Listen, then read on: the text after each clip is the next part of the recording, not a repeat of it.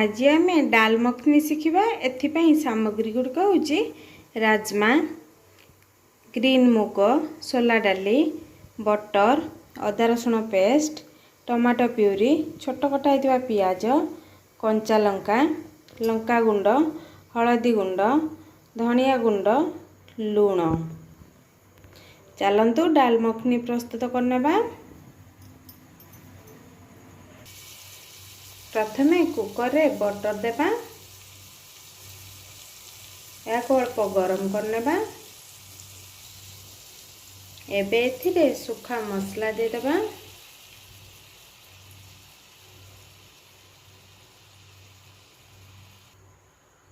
पूर्वरु बतुरा होइतिबा green मुग सोला डाली दे देबा। राजमा दे देबा या को भलो भाबे गोलाई देबा।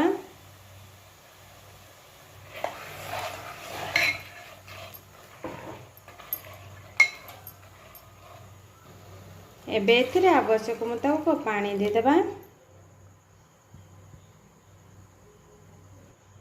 एबे याकू धीमा आंच रे 3 ରୁ 4 हुइसिल आसीबा जाए छाड़ी देबा।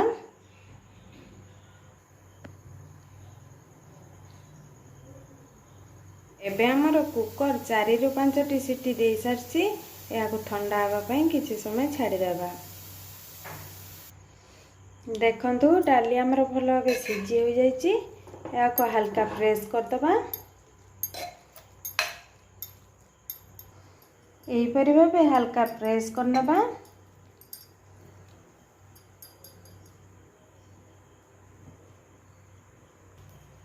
एबे करेई रे गुआ घी गरम करिबा। घी गरम हो गले गोटा जीरा देबा। जीरा फुटी हो गले कंचा लंका देबा। कस्तूरी मेथी दे देबा।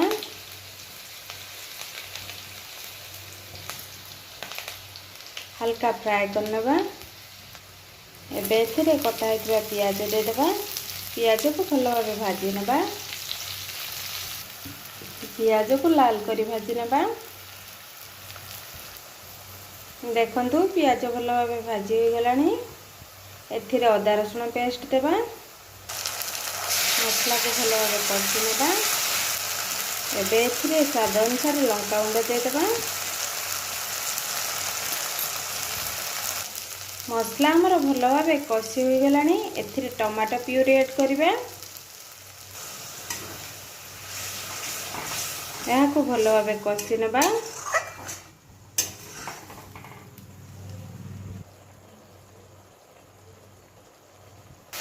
देखंतु हमर मसला भलो भाबे कषि हो गलानी। पूर्वर सिझा होइतिबा डाली दे देबा। एबे या को भलो भाबे गोलाई देबा।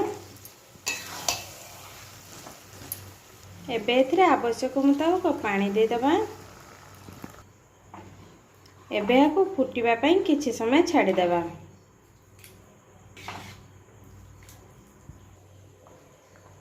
देखंतु या भलो भाबे फुटी हो आसलानी। अल्प गरम मसला दे देबा।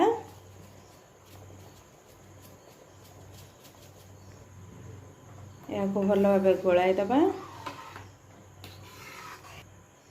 या को बेसी पतला करिवेनी कि बेसी मोटा आकार रे रहिबो नाही। मीडियम रे रहिबो। डाल मखनी हमर प्रस्तुत हो गलानी। एबे एथिरे बटर दे देबा।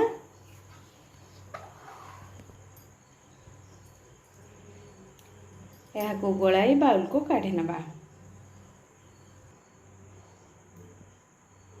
अल्प बटर दे देबा। एबे हमर प्रस्तुत हो गला डाल मखनी। नुआ नुआ रेसिपी शिखिबा पई मो चैनल को सब्सक्राइब करंतु एवं मो वीडियो को लाइक एंड शेयर करंतु। कमेंट और सजेशन देबा को भूलिबे नाही। Thank you.